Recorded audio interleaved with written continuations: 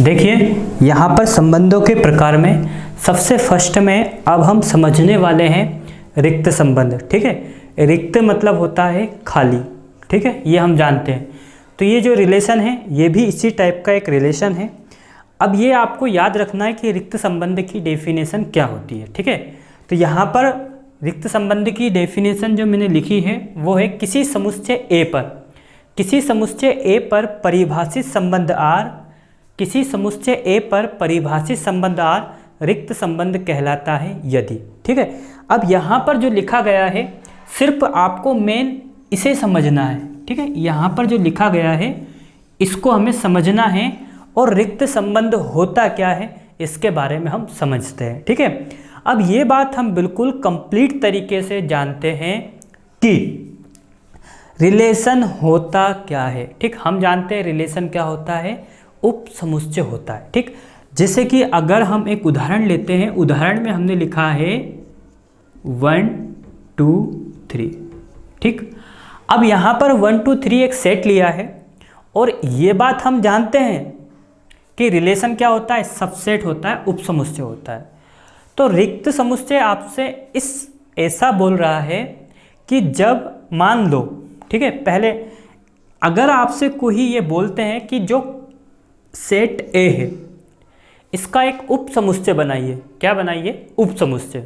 ठीक है, क्या बनाना है आपको? एक उप समुच्चय बनाना है। और किसका उप समुच्चय बनाना है आपको? 1 2 3 अवयव का। और आपसे ये कंडीशन बोल दी जाती है कि आपको 1 2 3 नहीं लेना है।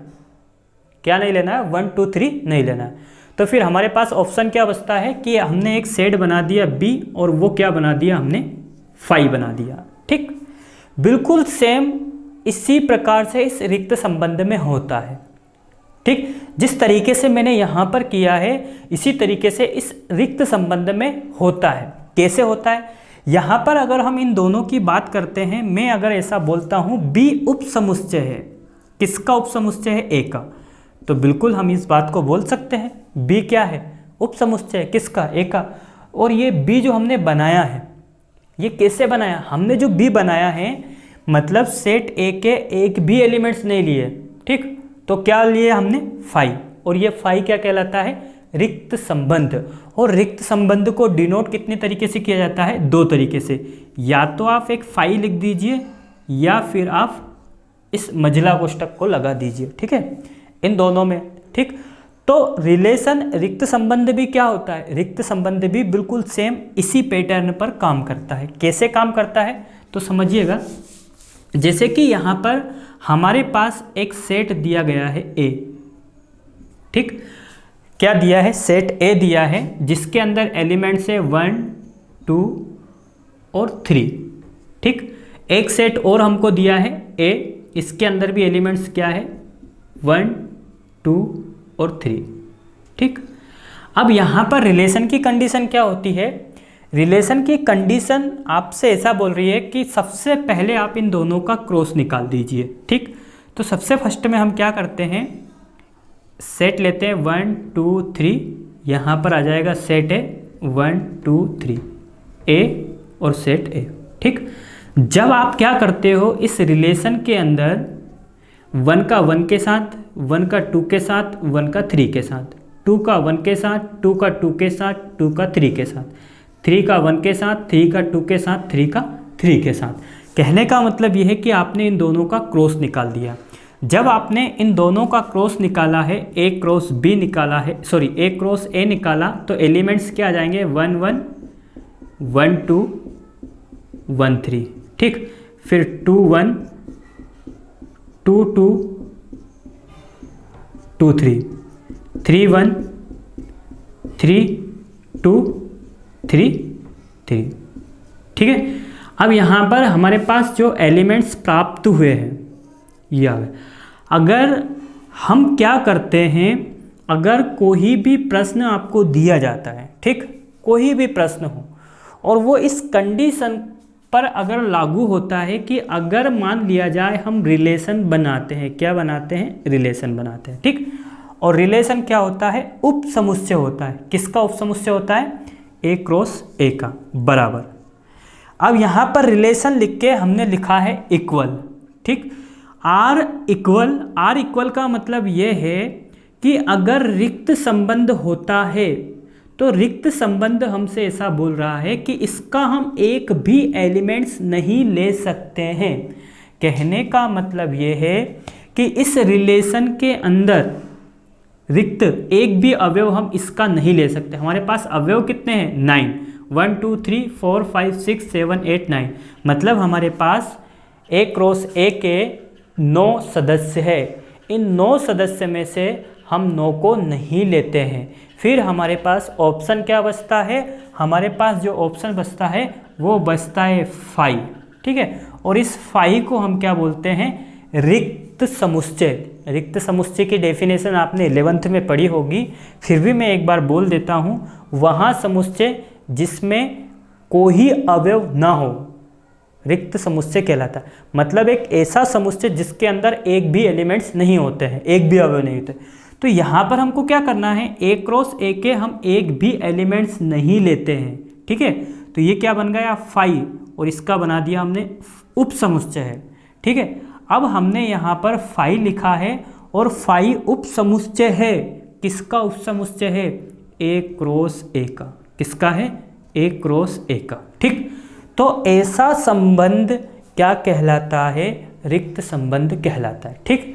अब बिल्कुल सेम जब हम किसी सवाल को करेंगे, कोई भी प्रश्न हमको दिया जाएगा, उस प्रश्न के अंदर अगर ऐसा होता है, कैसा होता है ध्यान से समझना, कि जहाँ पर जब आपको कोई भी सवाल दिया जाएगा तो सबसे फर्स्ट में आपको क्या करना है? जो सेट्स दिए होंगे उनका क्रॉस निकालना। A क्रॉस A निकाला, A क्रॉस B। अगर 2 सेट्स अलग अलग दिए हैं तो हम A क्रॉस B निकालेंगे, और सेट A ही दिया है तो सेट A क्रॉस A निकालेंगे।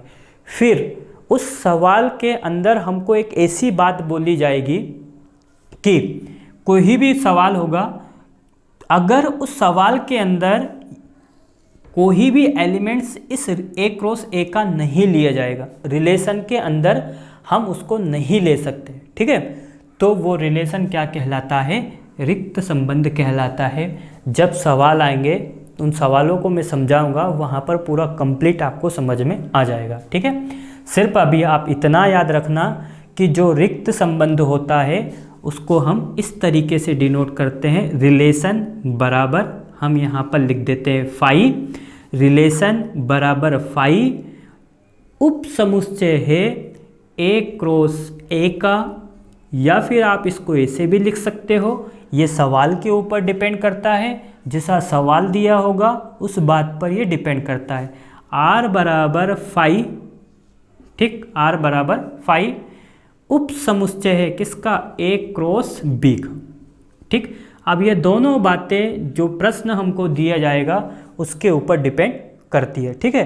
लेकिन रिक्त संबंध के लिए आप ये याद रखना R बराबर 5, मतलब कोई भी उप समुच्चय हम कोई भी एलिमेंट्स A क्रॉस A के नहीं ले सकते हैं, ठीक है।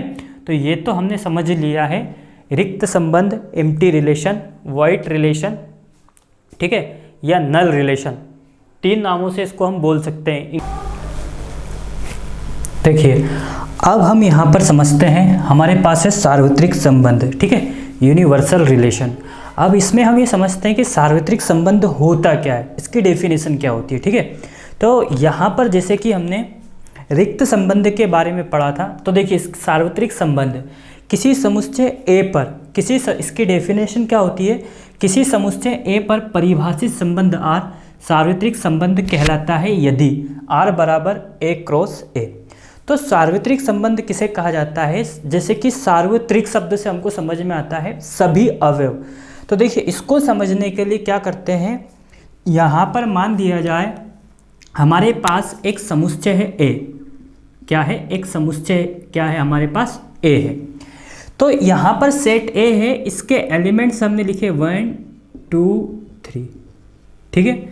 अब यहाँ पर जब आपको कोई रिलेशन दिया जाएगा, ठीक है, उस रिलेशन के अंदर अगर ऐसा होता है, ठीक, क्या होता है कि जब आप इस सेट का A क्रॉस A ज्ञात करते हो, क्या ज्ञात करते हो? A क्रॉस A, ठीक है। तो यहाँ पर हमने एलिमेंट्स ले लिए 1 और 2। क्या लिए हमने एलिमेंट्स? 1 और 2 सेट ए के लिए। तो सबसे पहले हम क्या करते हैं, इसका ए क्रॉस ए ज्ञात करते हैं। ठीक, अगर आपके पास 2 सेट दिए गए हो, मान लिया जाए एक अगला सेट दे दिया उन्होंने 3 और 4। ठीक, तो पहले यहाँ पर जैसे कि मैंने लिखा है आर बराबर ए क्रॉस ए। ठीक, इसका मतलब क्या होता है, ए क्रॉस ए जो लिखा है कि रिलेशन और ए क्रॉस ए ये दोनों आपस में बराबर हो जाते हैं। ठीक, अब ये बात हम जानते हैं कि रिलेशन क्या होता है, रिलेशन उप समुच्चय होता है। क्या होता है? उप समुच्चय होता है। और किसका उप समुच्चय होता है? अगर आपको ओनली 1 सेट दिया है तो ए क्रॉस ए निकालते हैं। अगर 2 सेट दिए गए होते हैं ए और बी, तो इसको हम क्या लिख सकते हैं, आर बराबर ए क्रॉस बी। ठीक, अब इन दोनों का मतलब होता क्या है, तो देखिए हम इस उदाहरण से इसको समझते हैं। जैसे कि अगर हमारे पास सेट ए दिया है और एक सेट बी दिया है। ठीक, तो पहले तो हम इसका एरो डायग्राम से ए क्रॉस बी निकालते हैं। क्या निकालते हैं? ए क्रॉस बी। तो ए में, सेट ए में हमारे पास एलिमेंट्स क्या है, 1 और 2 है। सेट बी में एलिमेंट्स क्या है हमारे पास, सेट बी में हमारे पास एलिमेंट्स है 3 और 4 सेट बी में। ठीक है, जब हम इसका एरो डायग्राम से इसका निकालेंगे तो 1 का 3 के साथ करेंगे, 1 का किसके साथ हो जाएगा, 4 के साथ। तो यहाँ पर सबसे पहले हम निकाल रहे हैं ए क्रॉस बी। ठीक, ए क्रॉस बी निकालेंगे तो 1 3 आएगा, 1 4 आ जाएगा। ये आ गया हमारे पास 1 3 1 4। फिर अगला निकालते हैं 2 3 2 3 2 4। तो यहाँ पर जो हमने ए क्रॉस बी निकाला है, ठीक है, क्या निकाल दिया, ए क्रॉस बी। अब जब इस रिलेशन के अंदर आपसे कुछ भी बात बोली जाती है, अब यहाँ पर जब हमको प्रश्न को सॉल्व करेंगे, कोई भी प्रश्न हमारे पास आएगा और वहाँ पर रिलेशन शब्द, जो रिलेशन होगा वो खुद आपसे उस प्रश्न के अंदर बोला जाएगा। ठीक है, जैसा भी प्रश्न होगा। तो यहाँ पर आपको सिर्फ इतना समझना है कि अगर देखिए रिलेशन उप समुच्चय है, किसका उप समुच्चय होता है, ए क्रॉस बी की अगर हम बात करते हैं, तो कहने का मतलब ये होता है कि आर हम जानते हैं उप समुच्चय होता है और किसका होता है, ए क्रॉस बी का। अगर हम 2 सेट की बात करते हैं तब जब रिलेशन और ए क्रॉस बी दोनों आपस में बराबर आ जाते हैं, कहने का मतलब ये है रिलेशन और ए क्रॉस बी, रिलेशन तो उप समुच्चय होता है और ए क्रॉस बी ये दोनों जब आपस में बराबर आ जाते हैं तो ऐसे रिलेशन को हम क्या बोलते हैं, सार्वत्रिक संबंध बोलते हैं।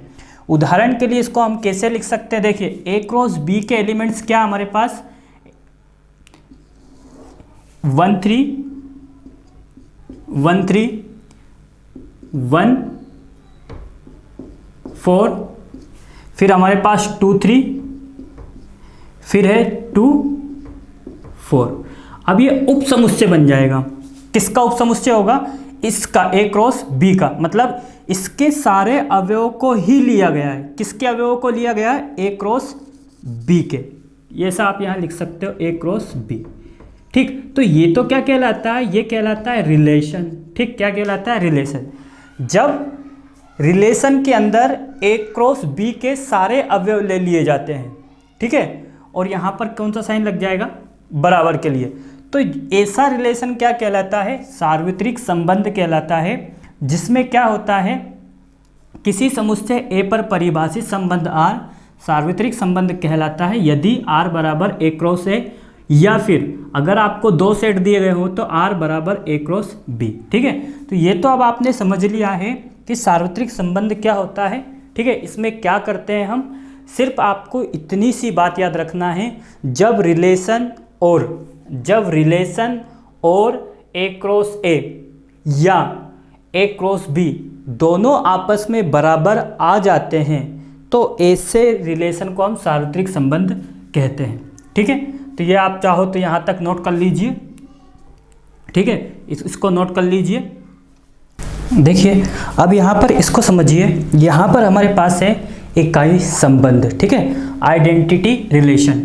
अब देखिए इसकी डेफिनेशन क्या होती है, किसी समुच्चय ए पर परिभाषित संबंध आर इकाई संबंध कहलाता है यदि। ठीक, यहाँ पर ये जो लिखा गया है आर, ये इकाई संबंध के बारे में बताया गया है। जैसे कि यहाँ पर लिखा है ए और बी, ठीक, क्या लिखा है ए और बी।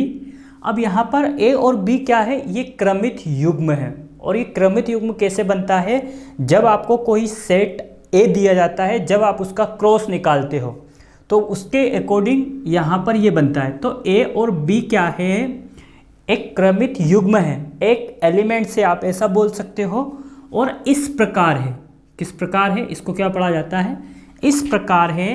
ए और बी अवयव है ए का, यहाँ पर ये क्या है, अवयव का साइन है, अवयव, ठीक।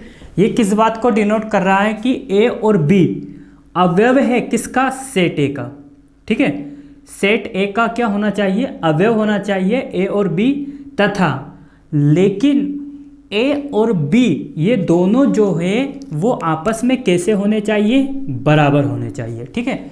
ए और बी अवयव है ए का अवयव होना चाहिए, तथा ए और बी ये दोनों आपस में कैसे होने चाहिए, आपस में ये बराबर होना चाहिए। तो ऐसा रिलेशन क्या कहलाता है, इकाई संबंध कहलाता है। तो इसमें हम थोड़ा सा ये समझते हैं, जैसे कि यहाँ पर लिखा हमने आर बराबर ए और ए, ये क्या कहलाता है, उपसमुच्चय है। सॉरी, ए और ए क्या है, ये अवयव है, इसको हम क्रमित युग्म बोलते हैं। क्या बोलते हैं, क्रमित युग्म।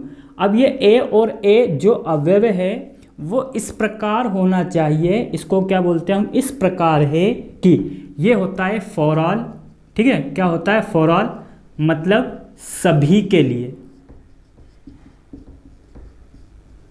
ठीक। अब यहाँ पर फॉर ऑल जो है वो इस बात के लिए डिनोट किया जाता है, जैसे कि यहाँ पर हमने लगाया फॉर ऑल, ठीक, ये साइन लगाया, ये इस बात को डिनोट करता है कि इसके बाद लिखा गया है ए, ठीक है।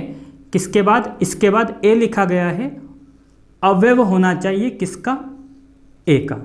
कहने का मतलब सेट ए के जितने भी अवयव है, किसके, सेट ए के जितने भी अवयव है वो किसके अवयव होंगे, मतलब जो ए है वो किसका अवयव होगा, सेट ए का। और फॉर ऑल मतलब सभी के लिए, किसके लिए, सभी के लिए। अब हम इसको उदाहरण से समझते हैं। मान लिया जाए हमारे पास एक सेट दिया गया है ए, क्या दिया गया है, सेट ए दिया गया, ठीक। इस सेट्स के अंदर यहाँ पर अभी मैं उदाहरण जो ले रहा हूँ ये न्यूटन की बुक में दिया गया है, ठीक है। तो सेट ए लिया है जिसमें हमारे पास एलिमेंट्स है 1 2 3 4, ठीक। अब यहाँ पर जो सेट ए हमको दिया गया है इसमें हमारे पास अवयवों की संख्या 1 2 3 4 है, ठीक है। अब हम क्या करते हैं, रिलेशन निकालने के लिए सबसे पहले हम इसका ए क्रॉस ए निकालते हैं। क्या निकालते हैं, ए क्रॉस ए। तो ए क्रॉस ए निकालने का सबसे सिंपल तरीका होता है कि आप एक एरो डायग्राम बनाइए, ठीक। अगर आप मेरे वीडियो देख रहे हो तो मैं हर सवाल एरो डायग्राम से ही समझाऊंगा, ठीक है। जब हमें ए क्रॉस ए निकालना रहेगा, ए क्रॉस बी निकालना रहेगा, इसलिए ये एरो डायग्राम कंप्लीट तरीके से सबको याद होना चाहिए। तो देखिए सेट ए में क्या आ जाएंगे, 1 2 3 4 सेट ए में, और सेट ए का फिर वापस लिख रहे हैं 1 2 3 4, ठीक है। अब इसमें हम क्या करते हैं, 1 का किसके साथ करेंगे, 1 के साथ, 1 का 2 के साथ, 1 का 3 के साथ, 1 का 4 के साथ, ठीक। फिर 2 का 1 के साथ, 2 का 2 के साथ, 2 का 3 के साथ, 2 का 4 के साथ, 3 का 1 के साथ, 3 का 2 के साथ, 3 का 3 के साथ, 3 का 4 के साथ, 4 का 1 के साथ, 4 का 2 के साथ, 4 का 3 के साथ, 4 का 4 के साथ। तो इस तरीके से हम क्या निकालेंगे, ए क्रॉस ए निकालेंगे, ठीक। अब यहाँ पर जब हम इसका ए क्रॉस ए ज्ञात करते हैं, ए क्रॉस ए, तो ए क्रॉस ए जब हम ज्ञात करेंगे तो हमारे पास बहुत सारे एलिमेंट्स आ जाएंगे। क्या क्या आ जाएंगे, 1 1 आ जाएगा, ठीक, 1 2 आ जाएगा, 1 3 आ जाएगा, 1 4 आ जाएगा, फिर आ जाएगा 2 1, फिर आएगा 2 2, फिर आ जाएगा हमारे पास 2 3 और 2 4, फिर आएगा 3 1 3 2 3 3 3 4 4 1 4 2 4 3 4 4। ठीक है, तो ये क्या आ गया हमारा, A क्रॉस A आ गया। अब ये A क्रॉस A जो हमको प्राप्त हुआ है, ये इस बात को बोलता है कि इस A क्रॉस A के अंदर से, ठीक, कहने का मतलब ये है, हम जानते हैं रिलेशन क्या होता है, उप समुच्चय होता है। रिलेशन क्या होता है, उप समुच्चय होता है। हमने बना दिया उप समुच्चय है किसका, A क्रॉस A का। ठीक, जब हम इस A क्रॉस A के, हमारे पास इतने सारे एलिमेंट्स हैं, ठीक, इन अवयवों में से अगर हम इतने अवयव ले सकते हैं 1 1 2 2 3 3 4 4, उप समुच्चय है। अगर हम इन एलिमेंट्स को लेते हैं, किनको लेते हैं, इन अवयवों को अगर हम लेते हैं और वो किससे लिए जाते हैं, A क्रॉस A से लिए जाते हैं। किससे लिए जाते हैं, अगर हम मतलब रिलेशन, जो प्रश्न के अंदर हमको रिलेशन दिया जाएगा उसके अकॉर्डिंग अगर हम इन एलिमेंट्स को ले सकते हैं, सिर्फ इन्हीं को, ठीक, इनको अगर हम ले सकते हैं A क्रॉस A, तो यहाँ पर देखिए 1 और 1, ठीक, 1 और 1 की अगर हम इसमें इसको रख के चेक करते हैं, ठीक, 1 और 1 को, ठीक, और ठीक 1 और 1 को जब हम इसके अंदर रखते हैं तो ये क्या बनता है, R लिखा, यहाँ पर लिखा 1 और 1 इस प्रकार है। ठीक, यहाँ पर A और B लिखा है, क्या लिखा, A और B। तो A और B का मतलब क्या है, ये जो वाला 1 है ये किसके लिए डिनोट कर रहा है, इस 1 के लिए, और B किसके लिए डिनोट कर रहा है, इस 1 के लिए। ठीक, तो यहाँ पर क्या आ जाएगा 1 1 फॉर ऑल। ठीक, ये दोनों किसके एलिमेंट से है, ये किसका, दोनों किसके अवयव है, सेट A के। मतलब ये वाला 1 और ये वाला 1 किसके अंदर आते हैं, सेट A के अंदर आते हैं। तथा अगर हम ये चेक करते हैं 1 बराबर है किससे, 1 से, कहने का मतलब ये है कि ये वाला 1 और ये वाला 1 दोनों आपस में क्या है, बराबर है। ठीक है, तो इकाई संबंध क्या होता है, इकाई संबंध में जैसे कि हमने 1 1 लिया, अब हम इसी प्रकार से क्या लेंगे, 2 2 लेंगे, फिर क्या लेंगे, 3 3 लेंगे, फिर क्या लेते हैं हम, 4 4 लेते हैं। तो यहाँ पर सबसे मेन बात आपको समझने के लिए ये है, कोई भी सेट्स अगर आपको दिया है, जैसे सेट A दिया है, और अगर आप इसका रिलेशन निकालते हो तो इसका रिलेशन कैसे निकाला जाएगा, रिलेशन R बराबर। ठीक है, तो यहाँ पर क्या आ जाएगा, 1 1 1 2 2 3 3 4 4। तो ये एलिमेंट्स आ गए। ठीक है, और ये क्या है, रिलेशन है। कौन सा रिलेशन बन गया, ये आइडेंटिटी रिलेशन, इकाई संबंध। तो इकाई संबंध में आपको ये ध्यान रखना है कि कोई भी अगर आपको सेट्स दिए जाते हैं, उन सेट्स का पहले आप A क्रॉस A निकालिए, फिर अगर रिलेशन के अंदर हम इस तरीके से पूरे अवयव को ले सकते हैं तो वो क्या कहलाएगा, इकाई संबंध कहलाता है। ठीक है, तो ये आ गया।